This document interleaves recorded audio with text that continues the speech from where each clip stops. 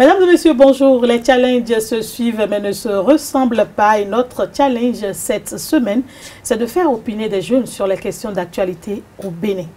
Des jeunes qui ont accepté d'entrer en politique. Ils nous diront pourquoi ce choix, quel est leur engagement dans la vie politique béninoise. Ils opineront également sur des questions d'actualité, notamment concernant le secteur de l'éducation et le secteur de la politique au Bénin. Vous êtes donc sur votre émission Le Débat sur Eusaïe TV. Bienvenue à vous. Merci pour la fidélité. Et la fidélité, c'est aux côtés également de ces jeunes. L'un a pu faire le déplacement sur ce plateau, Thierry Sedjro. Il est le coordinateur national, pardon, le coordinateur littoral du Parti du Peuple Souverain. Excusez cette erreur sur votre titre. Monsieur Sedjro, bonjour à vous. Bonjour madame. Vous allez bien? Ça va. Et l'autre jeune qui n'a pas pu être là pour raison de santé, il voulait très bien être là. Il s'excuse auprès de vous, chers internautes. On va donc faire le débat avec Monsieur Sedjro, qui lui est sur ce plateau ce matin. Monsieur Sedjro, c'est quoi le Parti du Peuple Souverain? PPS, le Parti du Peuple Souverain, c'est un parti de jeunes et de femmes qui pensent animer différemment la scène politique de notre pays. C'est suite au constat amer et de nos aînés politiques qui prennent la jeunesse comme des chiens de chasse, des manœuvres politiques. C'est suite à ces analyses, ces constats que nous nous sommes dit, il faut que nous arrêtons la saignée. Il faut que nous nous mettons ensemble pour mettre notre propre parti sur pied. Vous avez mis votre propre parti sur pied, vous dites que vous voulez corriger les erreurs des aînés. Mais est-ce qu'à un moment donné, ce n'est pas vous autres jeunes également qui avez donné cette force à ces aînés-là de vous manipuler, comme vous le dites? Et là, vous n'avez pas à mentir, les responsabilités sont partagées. Et vous savez, on dit qu'il ne risque rien à rien. Et il a fallu que vous risquiez pour comprendre. Pour comprendre. Nous avions donné chaque fois nos espoirs à ces aînés politiques qui nous promettent terre et ciel, mais une fois arrivés au sommet, ils nous bafouent. Ça fait après 4 ans ou 5 ans qu'ils reviennent encore nous caresser dans le sens du poil. Donc vous avez appris. De toute façon, on parlera de l'engagement politique, de votre engagement politique à la fin de cette émission. Mais pour l'instant, nous allons parler des questions d'actualité. Nous allons d'abord aborder la question de l'éducation au Bénin. Nous sommes à quelques semaines de la rentrée scolaire et le secteur de l'éducation au Bénin subit beaucoup de réformes. Et déjà, quelle est votre analyse globale de la situation du secteur de l'éducation au Bénin? Madame la journaliste, le secteur... Vous soupirez? Non, ça dit, quand je vois le secteur éducatif béninois, vraiment, ça me donne pincement au cœur. Ça vous désole? Ça me désole, parce que le système éducatif béninois est caduque. Ayons le courage de le dire. Mais vous avez fait ce système-là? Exactement. Mais ce système ne fabrique que des chômeurs. Est-ce que c'est parce que juste, il n'y a pas l'adéquation entre la formation et l'emploi qu'on va dire que c'est un système caduque? Les réalités sont là. Vous êtes vous n'avez pas eu la chance de trouver un boulot?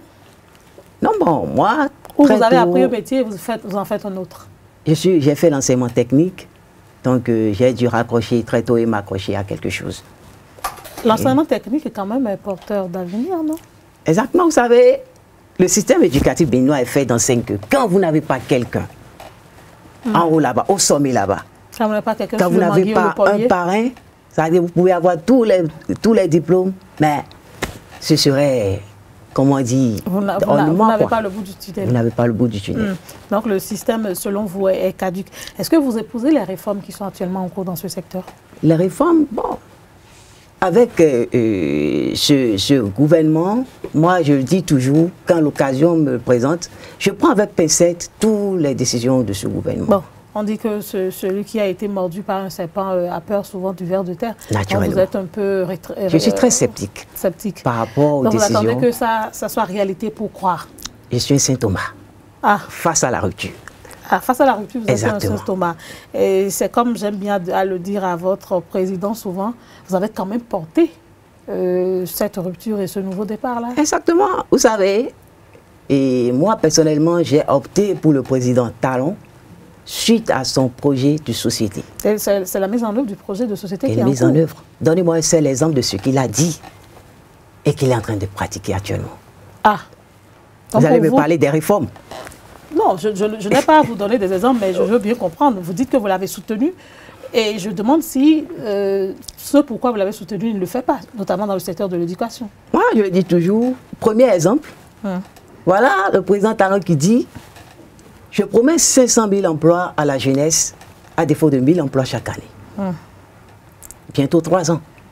Combien d'emplois il a déjà créé à la jeunesse? Et comment vous avez quantifié le fait qu'il ne l'ait pas fait?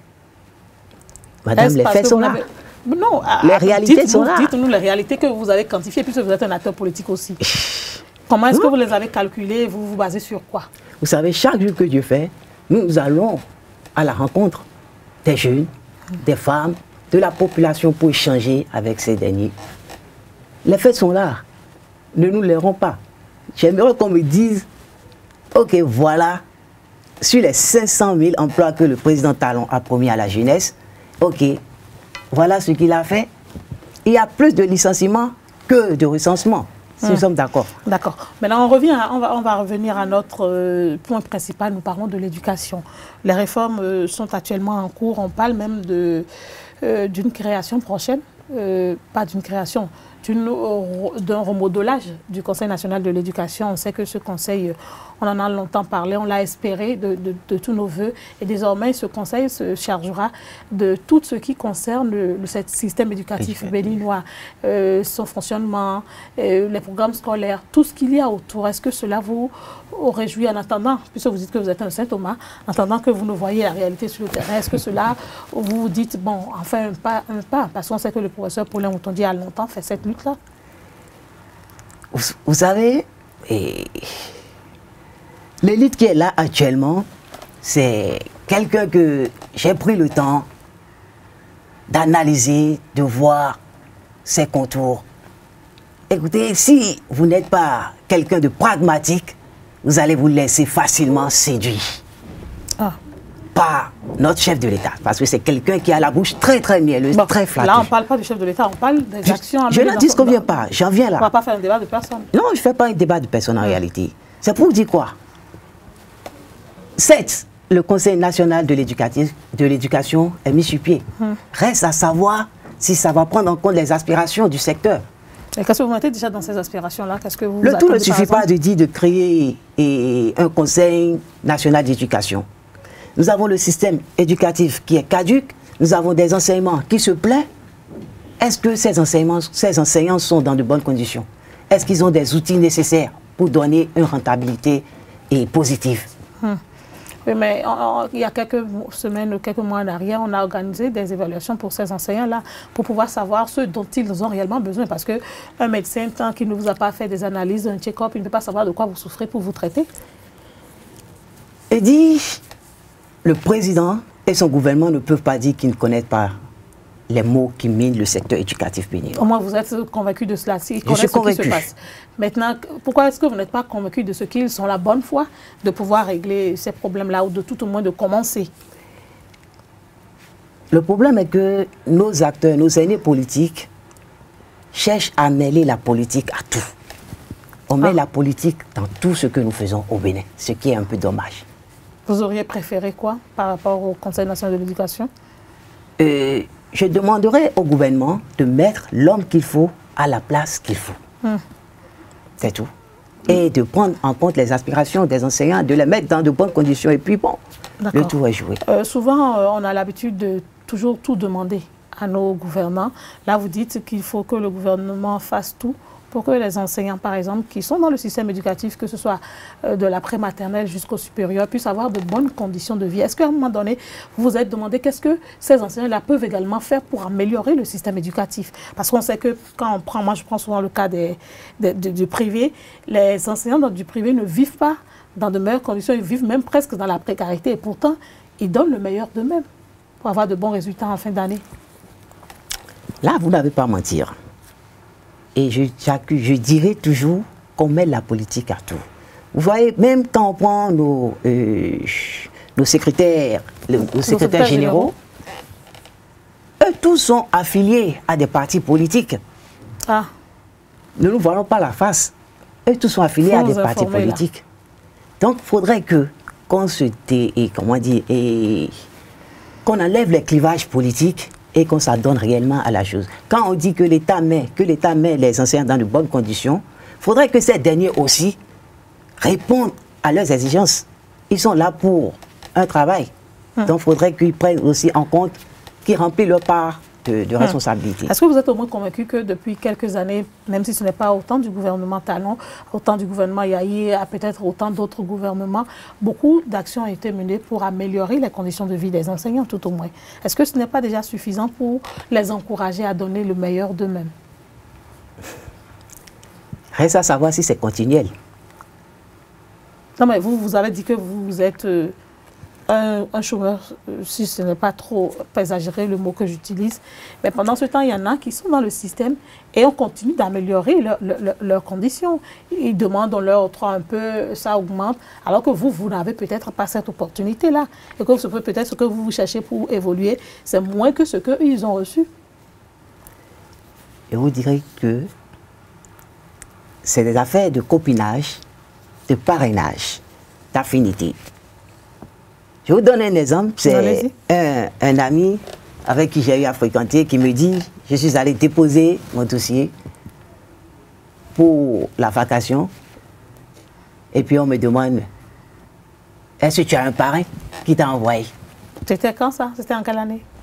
Tout récemment. Et il a répondu quoi? Il a dit, je n'ai aucun parrain, je ne fais pas la politique. On me dit, tu es sûr? On va voir. Depuis 3 semaines, il attend ce qu'on l'appelle, juste là, bon, rien. Et vous pensez que c'est parce qu'il n'a pas un parrain que c'est comme ça? Ça a toujours été comme ça au Bénin. Oui, mais pourquoi est-ce que le Béninois est convaincu que tout est noir et que jamais rien ne sera rose? Non.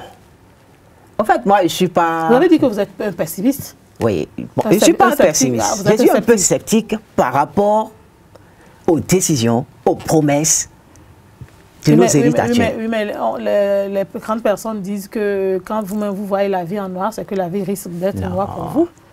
Vous savez, je vais vous donner un exemple. Quand vous promettez quelque chose à votre enfant, premièrement, et vous ne le faites pas, une seconde fois, vous ne le faites pas, troisièmement, vous ne le faites pas, pensez-vous que la 4e fois, lorsque vous allez faire une promesse, il vous prendra au sérieux? Non, mais dites-moi, ça dépend des arguments que vous avez donnés pour ne pas tenir la promesse. L'enfant n'est pas bête non plus. Exactement, c'est ce que vous avez dit. Lorsque vous avez fait une promesse, c'est comme si tout à l'heure, je vous fais une promesse que, bon, madame, bon, je vais vous faire ci, je vais vous faire ça, et que je ne le fais pas.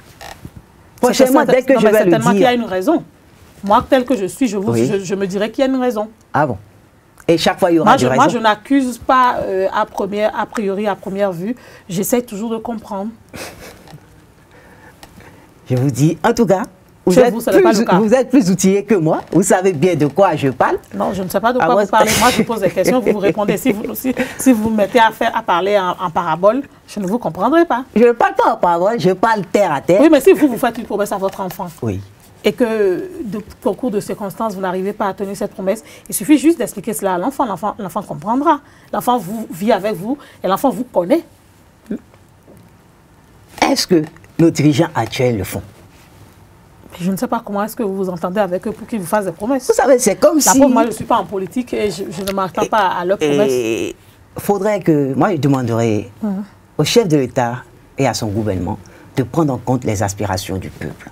C'est à croire que le gouvernement actuel, ça lui fait la sourde oreille. Oui, mais moi, j'ai l'impression plutôt, puisque je vis dans le même pays que vous, que tous les Béninois se lèvent un jour et disent on en a assez de celui-ci, il faut qu'on ramène un autre. Et subitement, on ramène un autre. Et la minute d'après, on dit, ben, lui, franchement, il ne répond pas à nous. Mais c'est quoi le contrat que vous avez signé? Et à court de chemin, vous dites que ce contrat n'est pas respecté. Moi, je ne comprends plus rien. Puisque c'est toujours les mêmes propos qu'on entend à chaque gouvernement et personne n'est bon pour le Béninois. Je vous dirais que l'élite actuelle... Quand vous dites l'élite actuelle, oui, ils ne sont pas différents de c'est toujours des Béninois qui étaient là depuis. Vous voulez qu'on les rase complètement et qu'on ramène de Béninois nouveaux?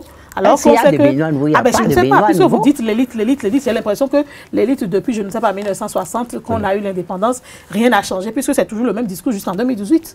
C'est pour cela, nous nous sommes dit, il faut un renouvellement de la classe politique. En quoi faisant? Oui, mais en optant pour une classe. Quel problème on a que vous ne ferez pas pire qu'eux? On dit c'est au pied du mur qu'on reconnaît le vrai maçon. Ah, donc il faut toujours attendre qu'on soit au pied du mur pour vous reconnaître. Pas forcément.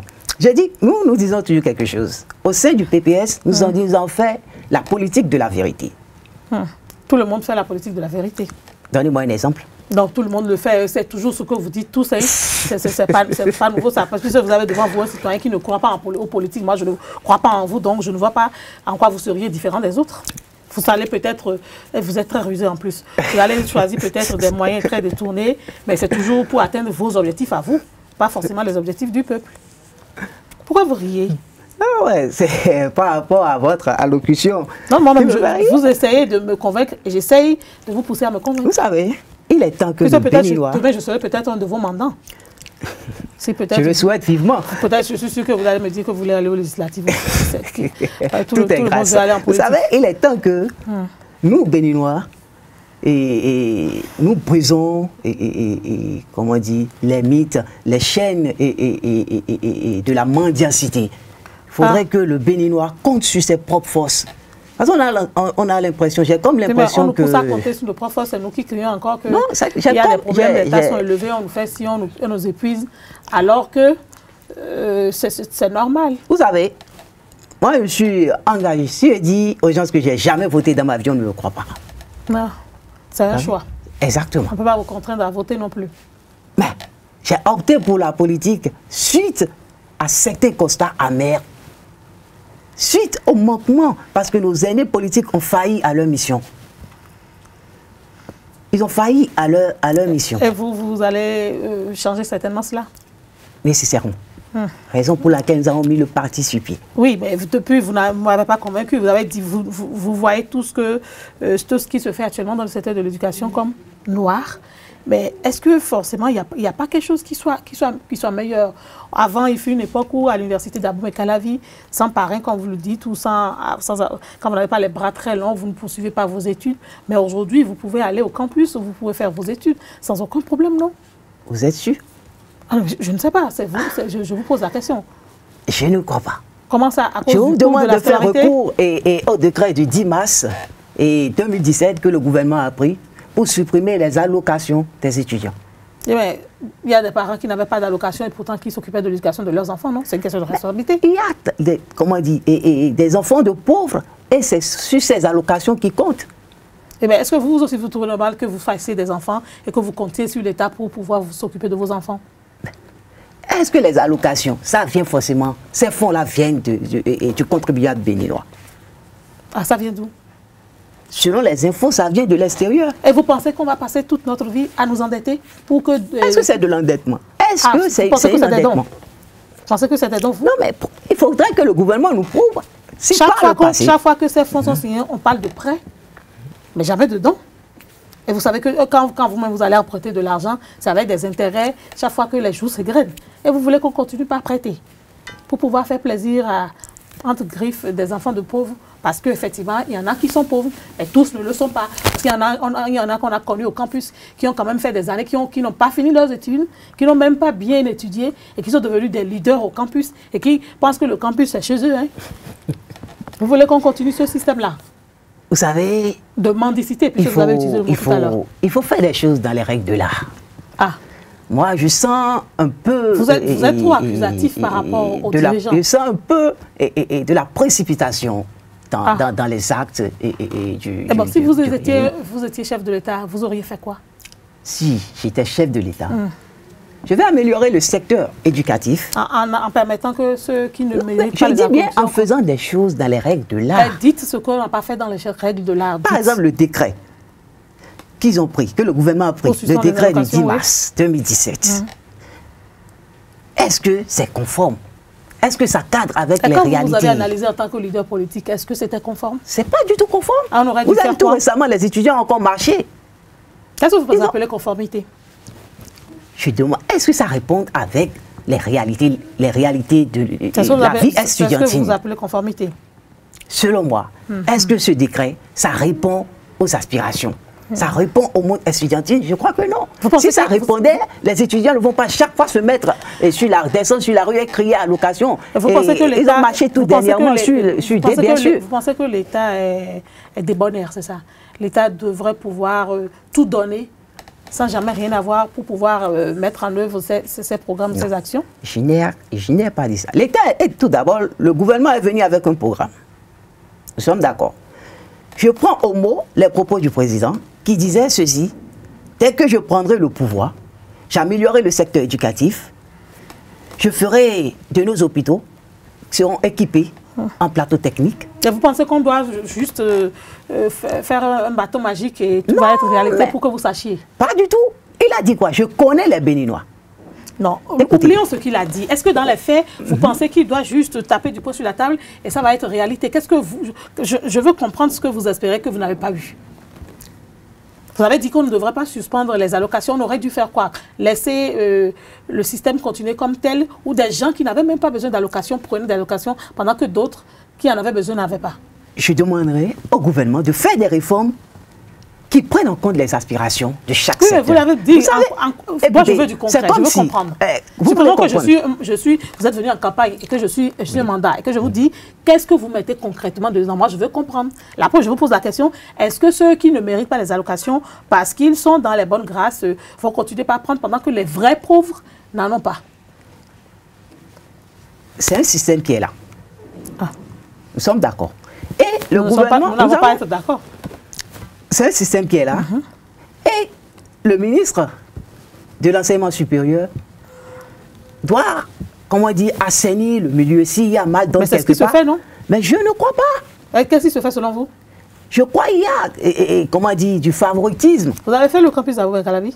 Je n'ai pas fait le campus d'Abomey Calavi, mais j'y vais régulièrement. J'ai des amis qui sont là-bas.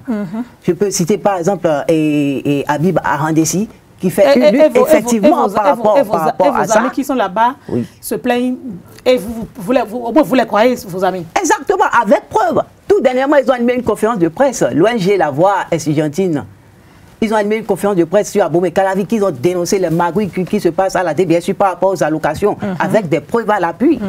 Et le gouvernement a fait... Moi, j'attendais à ce que le gouvernement réagisse. Et puis, bon, jusque-là, aussitôt... En quoi faisant? Bon, bannir, détruire le système qui est là. En quoi faisant? Je dis bien qu'il détruit le système. Oui, mais est-ce que vous ne pensez pas que, par exemple, si le gouvernement se lève aujourd'hui et dit « je suspends tout », ce n'est pas une manière de détruire... C'est une manière de détruire le système, de vouloir comprendre, non? Mais si le gouvernement le fait, vous allez dire encore qu'on n'a pas fait dans la règle là. Pas du tout. Si le gouvernement suspend et mène des actions pour assainir le milieu, ce serait bien. Prenez le cas du pouce. Oui. Le gouvernement n'a pas suspendu les choses, n'a pas fait, et depuis maintenant, ça fonctionne un peu mieux. Bon, là, je reste encore un Saint Thomas. Mais, attendez, vous savez, on a toujours dit que quand c'est bon, il faut le dire. Il faut le dire. Moi, j'ai l'habitude de rester tout le temps sceptique. Vous pensez que c'est le scepticisme qui va convaincre vos mandants? Il faut mettre le Béninois devant le fait accompli. Donc il faut toujours tout dire, tout peindre en noir. Je ne suis pas de ceux qui peignent tout en noir. Mais c'est d'abord, j'ai l'habitude de le dire. Quand c'est bon, le gouvernement fait bien, je dis que c'est bien. Vous avez reconnu tout à l'heure que c'est... Mais vous dites que vous êtes encore sceptique. Finalement, on prend lequel de vos réactions? Il faudrait que le gouvernement aille jusqu'au bout. Ah, donc le gouvernement n'est pas encore allé jusqu'au bout. Selon moi. Souvent, on a remarqué également que dans notre pays, les actions de l'Assemblée nationale sont automatiquement inversées au gouvernement qui est en place. Actuellement, il y a une loi sur la grève au Bénin. Ça a fait polémique, il y a eu des moments de débrayage. La Cour constitutionnelle a demandé qu'on encadre. Et actuellement, en commission, à l'Assemblée nationale, les députés ont décidé que désormais, il y aurait 10 jours de grève par an. Quel est votre avis? Je salue la commission des lois pour cette décision, pour cette loi qui est en cuisson actuellement à l'Assemblée nationale. Mais je demande également à ce qu'ils prennent en compte les aspirations, comme je l'ai dit. Si vous deviez faire des propositions, vous diriez quoi? Je dirais qu'on mette les enseignants ont revendiqué. Ils demandent certaines choses. Au moins sur 5 que le gouvernement leur octroie 2 ou bien 3. Eh bien, vous étiez dans le pays quand le gouvernement a dit « je ne peux pas en une année tout régler ». Vous n'êtes pas les seuls cadres du pays, vous n'êtes pas les seuls travailleurs. Je vais y aller étape par étape. Est-ce que ce n'est pas une manière de trouver une solution au problème? Ou est-ce que vous pensez que le gouvernement aurait pu dire « je règle tout de suite » pour que ce secteur soit contenté et que dans un autre secteur, il y ait encore de la polémique? Je ne crois pas. Pas du tout. Le gouvernement ne peut pas tout résoudre. C'est pour ça que je dis, au moins sur 5, qui règle au moins 2 ou bien 3 points. Est-ce que vous avez suivi le ministre de l'Enseignement secondaire tout dernièrement? Tout dernièrement, il ne l'a pas suivi. Quand il a dit que les primes et tout ce qui a rapport aux primes et autres, que tout serait prêt et que les arrêtés et les décrets seront signés avant la rentrée, vous étiez au courant? Si le fond, c'est bien, c'est louable, c'est à encourager. Supposons qu'il le fasse et que les travailleurs disent, ben non, c'est vrai que nous avons eu gain de cause par rapport à nos revendications, mais comme il y a cette loi à l'Assemblée nationale, nous commençons le mouvement de... Vous vous sentirez comment en tant que jeune? Je serais déçu. Vous dites qu'il faut que le gouvernement fasse tout pour les travailleurs. Je ne crois pas qu'ils réagiront de la sorte. Vous pensez que la dernière fois, quand la polémique sur la grève est sortie, les travailleurs n'avaient aucun problème puisque les négociations étaient en cours et pourtant, il a fallu que cette loi sorte pour qu'il y ait encore remue-mêlée. Pourtant, les conditions de travail n'avaient aucun souci. Moi, j'accuse le gouvernement parce que les négociations sont en cours. Cette loi ne devrait pas être adoptée. Est-ce que le gouvernement et le Parlement travaillent ensemble? Chacun a ses attributions. Chacun travaille de son côté. Les parlementaires sont là pour voter les lois. Vous savez, au Bénin, l'Assemblée et puis l'exécutif, on dirait que c'est copié-collé. Vous pensez que ça ne se passe pas dans d'autres pays? Comme pour le Bénin, c'est un peu exagéré. Ah, même si ce n'est pas ce gouvernement, c'est d'autres gouvernements, c'est exagéré. C'est exagéré. C'est exagéré parce que... Si vous étiez au pouvoir, vous ne chercherez pas à avoir une majorité au Parlement? Nous allons avoir une majorité au Parlement. Et vous attendrez de votre majorité qui vous les députés vont à l'Assemblée pourquoi? Pour légiférer. Pour légiférer, mais c'est pour représenter le peuple. Mais pour prendre des décisions. Pour prendre des décisions qui arrangent le peuple. Nous sommes d'accord. Mais si aujourd'hui, ces élus du peuple se retrouvent comme avocats, défenseurs de l'exécutif, alors le peuple fera quoi? Est-ce que toutes les décisions qu'ils prennent vont à l'avantage du peuple? D'accord. J'ai une question pour vous. Non. Supposons que demain, les députés se lèvent et disent désormais, on ne voudra plus voir de Béninois formés qui soient au chômage. Vous seriez content? Je n'ai pas bien compris. Que dans une prochaine loi ou proposition, que les députés décident et qu'ils votent. La dernière fois, ils ont voté la loi sur l'embauche. Désormais, qu'ils décident de dire, bon, il est hors de question que Béninois bien formés sortent et ne trouvent pas de travail. Vous seriez heureux? Oui, je serais heureux. Vous serez heureux? Tout à fait. D'accord. Et si dans ce cas, le gouvernement dit, moi je ne suis pas d'accord, ça ne prend pas en compte les aspirations des postes, vous diriez quoi? Que les deux ne travaillent pas comme ils devaient travailler, c'est ça, hein? Non, mais je pose des questions. Vous savez, et d'abord, partout dans les pays... En termes plus simples, ce que je voulais dire, c'est quoi? Quand ça nous contente, c'est que c'est bon. Mais quand ça ne nous contente pas, on trouve que les autorités, les dirigeants ne font pas leur travail. Vous savez ce que je dénonce. Non, mais dites-moi que c'est ce que... Non, on est tous béninois. Je n'en disconne pas. Mais ce que je dénonce, ce que je déplore, c'est l'attitude un peu exagérée de nos élus du peuple actuellement. Vous avez dit que vous saluiez cette loi-là, que vous saluiez ce comportement des députés. Si et seulement si, je pèse bien mes mots. Si et seulement si quoi? Si et seulement si ça prend en compte les aspirations. Qu'est-ce que vous mettez dans les aspirations du peuple? Je suis parent, je suis étudiant, je suis élève, je suis écolier. Je suis prête. Vous savez qu'aller à l'école n'est pas une chose aisée. Tout à fait. Et vous êtes dans ce processus et subitement, à cause d'un mouvement de grève, on rompt le processus. On pousse même les enfants, de temps en temps, manipulés à penser que c'est les gouvernants qui n'ont jamais rien fait. Et on ne dit jamais ce que soi-même on fait. Conséquence, à la fin de l'année, les résultats et tout ce que vous savez. Et vous dites que c'est toujours les gouvernants qui sont fautifs. Je disais tantôt que les responsabilités sont partagées. Si l'enseignant est dans de bonnes conditions, il a des outils nécessaires, pourquoi ne pas remplir ses engagements? Monsieur Sergio, répondez-moi franchement. Laissez votre scepticisme, vos doutes de côté. Demain, supposons la loi sur la grève est votée et qu'on maintienne 10 jours de grève par an. Les conditions de vie et de travail des enseignants de l'éducation sont améliorées. Et pourtant, ils vont en grève. Vous vous sentirez comment? Vous diriez quoi? Je ne crois pas qu'ils vont en grève. Vous pensez? Quand déjà ils disent que on ne peut pas leur interdire d'aller en grève et que c'est une manière de leur interdire, qu'on ne peut pas leur donner 10 jours, que c'est trop peu. Non, vous pensez qu'ils iront en grève? Si déjà, et leur prime, ils ont leur prime, ils sont dans de bonnes conditions. J'ai l'impression que vous faites économie de vérité. Non, pas économie de vérité. Vous connaissez les syndicalistes. Il y en a qui sont allés en grève ici juste parce qu'on a dit qu'ils ne pouvaient pas y aller, alors que la loi n'était même pas votée. Je disais aussi tantôt qu'il faudrait qu'on se démarque des clivages politiques. Nous sommes d'accord. Est-ce que les Béninois se démarquent la preuve, tous les Béninois pensent qu'ils sont tous des politiciens. Il y a politiciens dans politique. Moi, je me confonds dans mon rôle de journaliste. Mais il y a des Béninois qui pensent que... Et vous allez même voir, aujourd'hui, les jeunes sont sans emploi, pourtant sur les réseaux sociaux, ils sont les meilleurs politiciens du Bénin. Vous pensez que c'est comme ça, la théorie est facile. Ah, et pourtant, c'est la théorie que nous pratiquons au Bénin. Parce que tout le monde ne peut pas être ministre, tout le monde ne peut pas être politicien. C'est vous avez fait votre choix. Et bien, je suis sûr que dans votre famille, d'autres n'ont pas fait le choix d'être politique. Exactement. Et pourtant, on trouve toujours que tout va mal.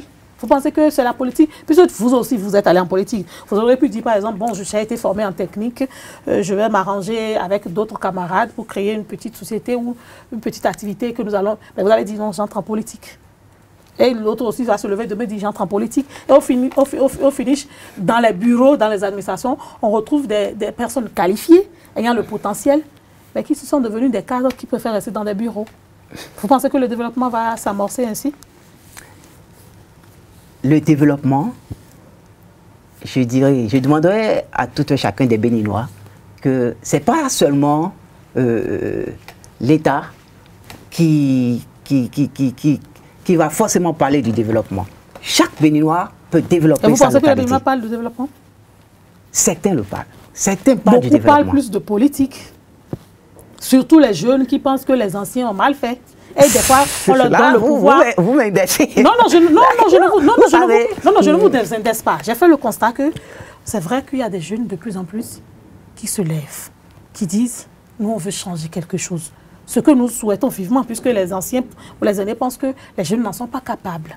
C'est une bonne chose de voir des jeunes en politique. On ne peut pas dire que c'est mauvais.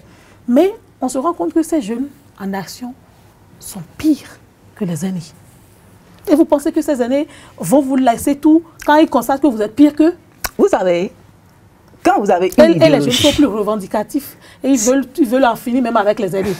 Alors que vous êtes censé, tout au moins, à défaut de les enlever, vous pouvez apprendre d'eux pour pouvoir vous améliorer.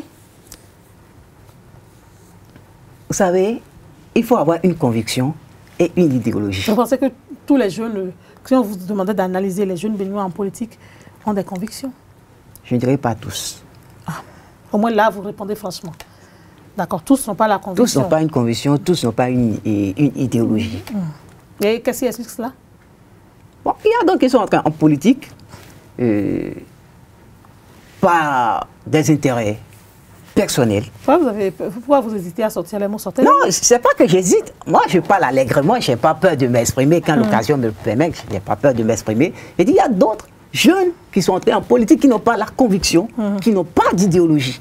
Vous avez vu, par exemple, quand on parle du secteur de l'éducation, il y a beaucoup de jeunes aujourd'hui, de jeunes professeurs, de jeunes docteurs qui sont dans le système éducatif béninois. Quand je dis le système, je parle du système administratif de l'éducation.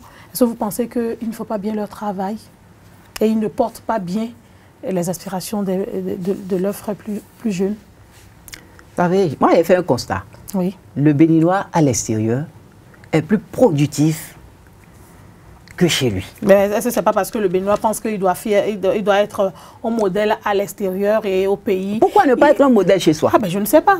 Puisque beaucoup font la politique des fois aussi pour avoir une image à l'extérieur. Tant pis si le pays est détruit. Alors que vous verrez que les Européens, même loin de chez eux, ils ne dévalorisent jamais leur pays. Même quand ce n'est pas bon, ils défendent. C'est que le patriotisme a déserté les forums. Ah.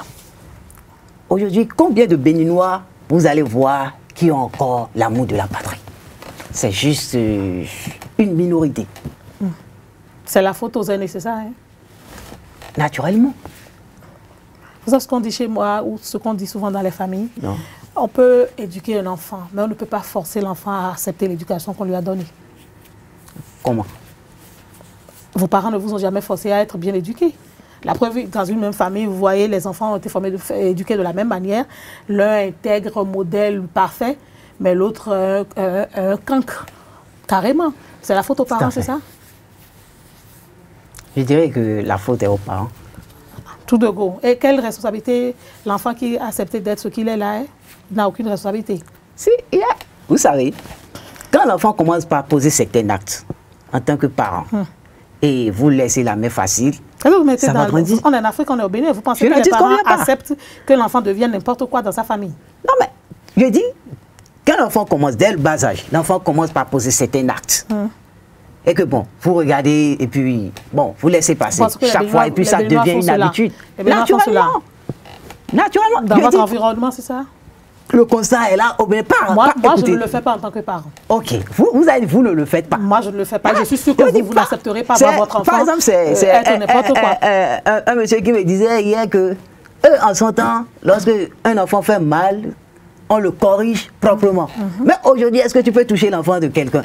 Vous dites, il a posé un acte et puis tu le fais tout le temps. C'est vous qui avez parlé de châtiment corporel, non? C'est vous les intellectuels qui en parlez, qui disent qu'on ne doit pas frapper son enfant. Parce que c'est peut certainement à un moment donné, il y en a qui sont allés trop loin. C'est vous les élites, c'est vous les cadres. Non, il faut...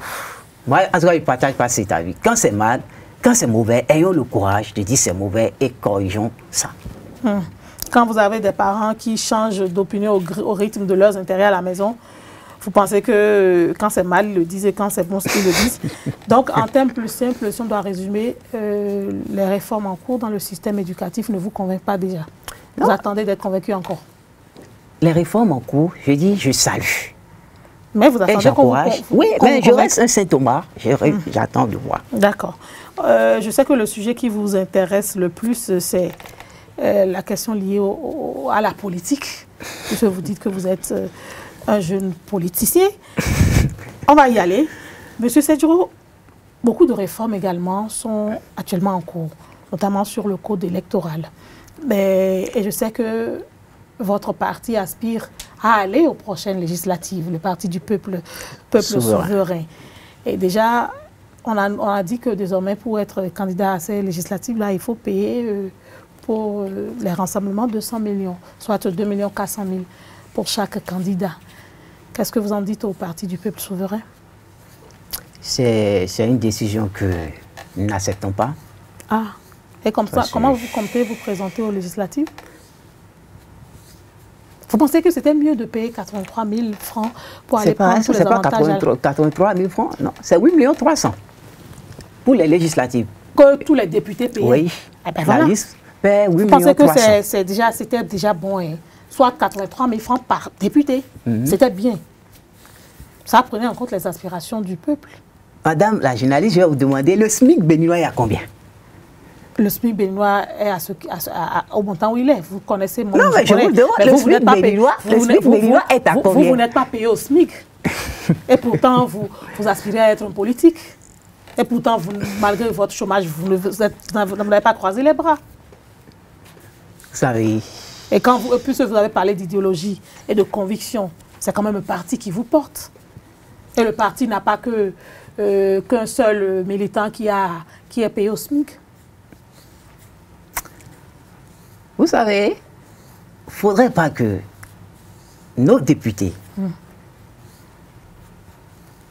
du bloc de la majorité présidentielle, il ne faudrait pas qu'ils mettent en péril notre démocratie. Vous le dites comme ça. Parce que, laissons d'abord le montant, qui est 200 millions, et venons au 15%. De quota. De quota.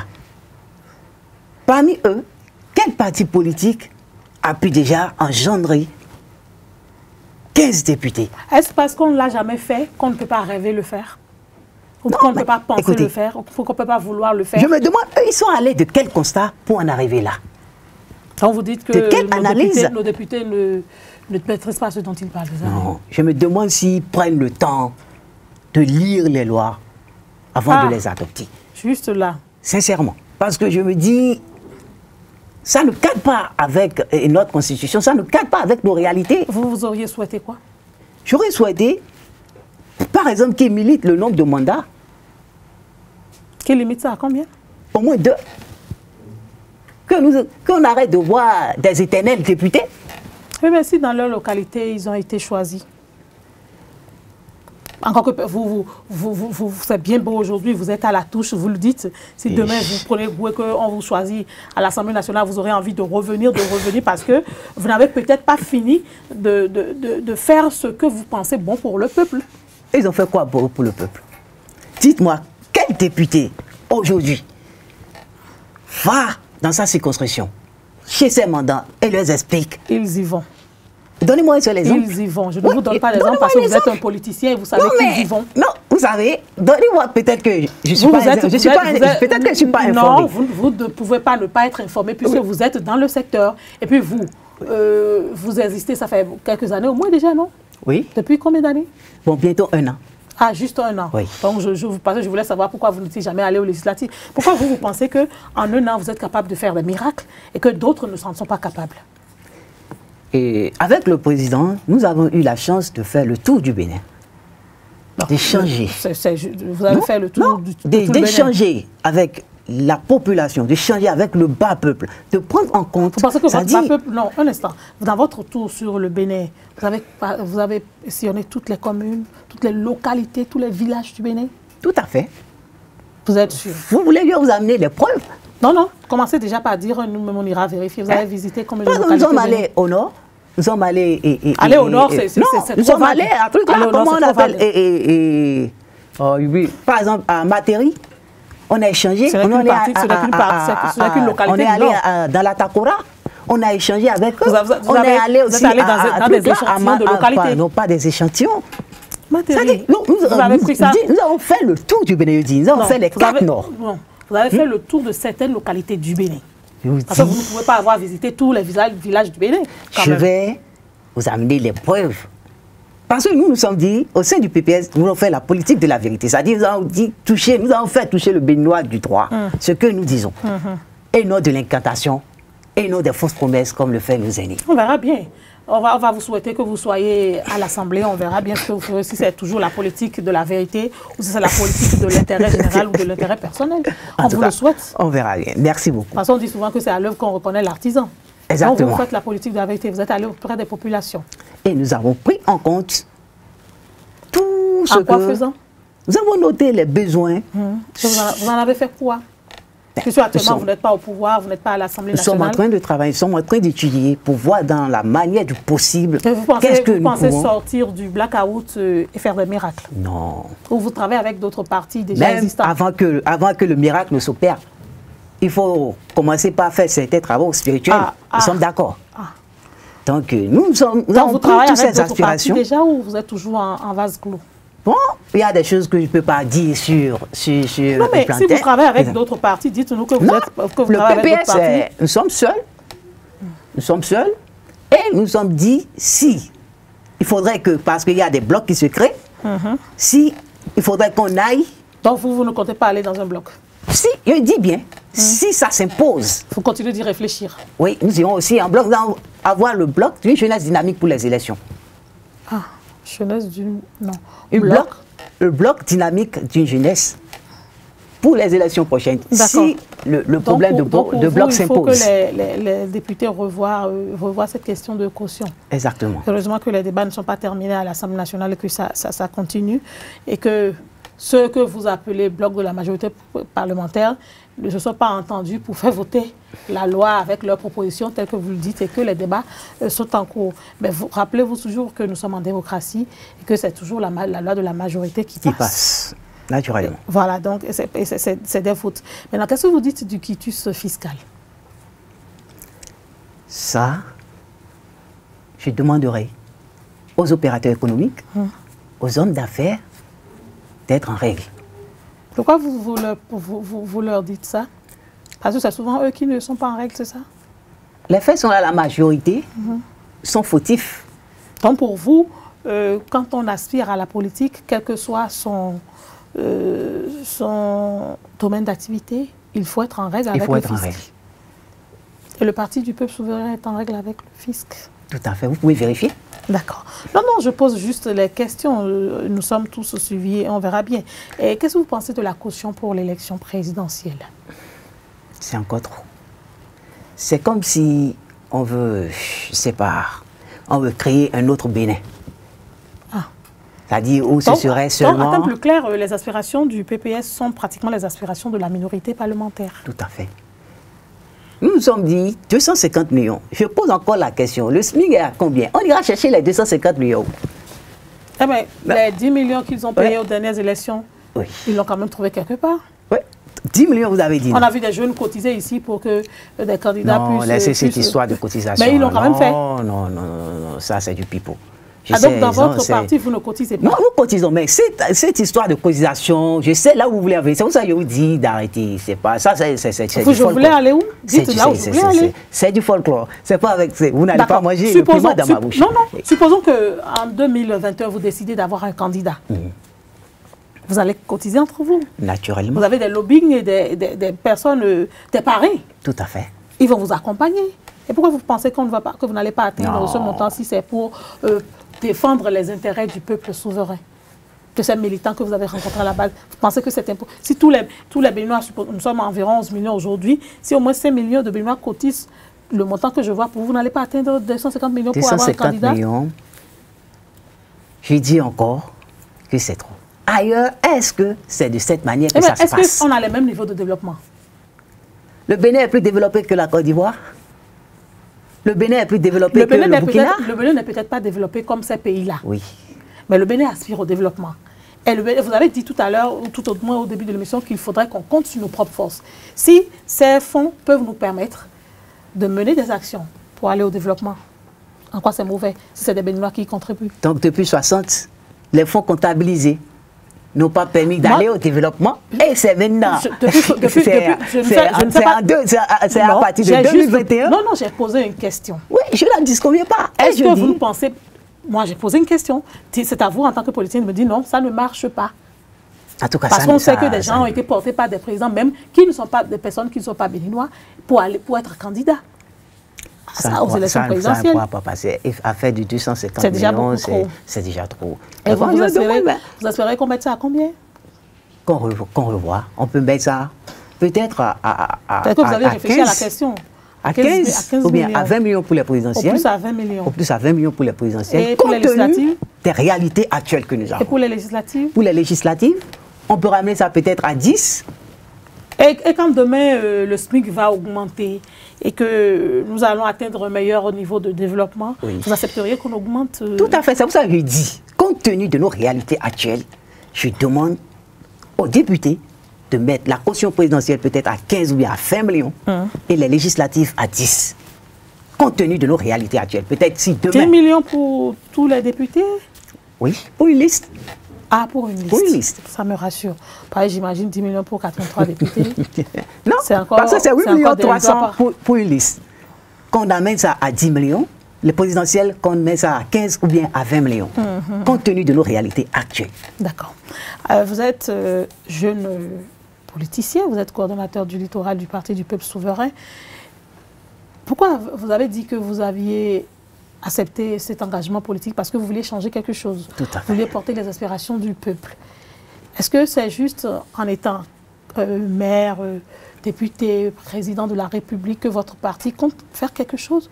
Ou est-ce que vous faites déjà des actions qui n'attendent pas forcément la politique, d'être portées par la politique pour impacter le développement de ce pays? Pour les Béninois que vous avez visités, qu'est-ce que vous avez fait véritablement pour changer leurs conditions de vie et de travail? Nous sommes à pied d'œuvre pour répondre à ça.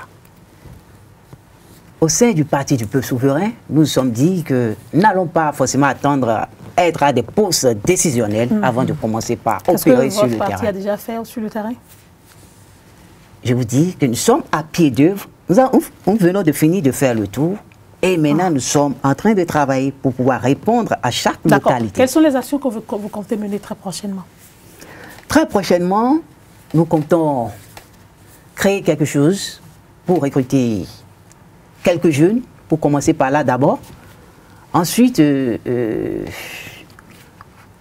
pour le secteur, pour la gente féminine, aussi nous pensons créer... Vous comptez nous infantiliser un peu plus? Non, pas du tout. De la même manière que les années vous utilisez, vous avez utilisé les femmes. Non, pas du tout. Nous nous sommes dit... Dans vos partis, c'est toujours les femmes qui sont plus nombreuses. Nous nous sommes dit que nous avons fait la politique de la vérité. Et ce que nous disons, vous allez constater du visu. Ce n'est pas de la promesse. pour la promesse, bon, leur créer un secteur d'activité, le mettre dans de bonnes conditions, dans le truc là. Vos frères, vos sœurs qui sont dans votre parti. Non, pardon. Est-ce que c'est, vous savez... Pour vos militants. Les actions iront forcément vers vos militants. Vous savez, quand c'est du concret, quand c'est du bon... La question que je pose... Vous avez du monde, mais quand c'est du fake, tout à fait, c'est tout à fait. C'est pour cela que je dis, est-ce que ça va aller impacter rapidement vos militants d'abord, avant d'impacter les autres Béninois? Il faudrait que ça commence de quelque part. Il faudrait que ça commence de quelque part. C'est ce que je dis. Oui, et je dis quand c'est du concret et c'est du réel, vous nous donnez combien de semaines combien de mois pour voir à l'œuvre? Nous vous demandons juste un mois.